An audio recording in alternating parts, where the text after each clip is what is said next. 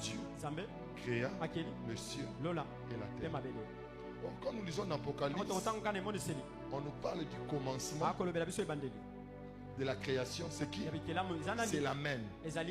Selon Corinthiens, on dit c'est Christ qui est le oui et l'Amen. C'est-à-dire Jésus est présenté comme le commencement.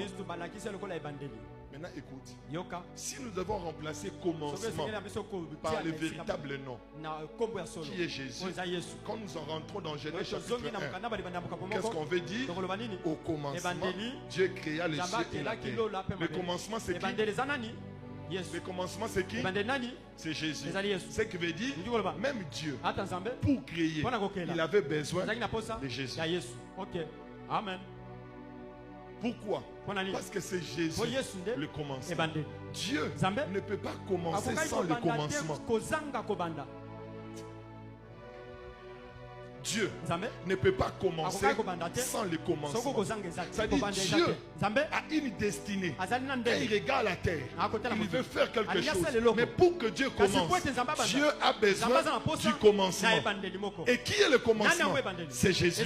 Ce qui veut dire même Dieu ne peut pas commencer quoi que ce soit sans le commencement. Dieu voulait créer. Mais pour que Dieu crée, il avait besoin du commencement. Amen. Quand l'homme a péché, Dieu voulait chasser l'homme.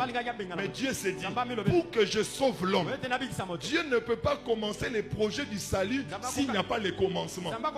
Et Dieu, avant de sauver l'homme, il introduit le commencement. C'était qui le commencement? L'agneau qu'il avait tué. Ça veut dire le sang qui a coulé à l'Éden, c'était le commencement du salut.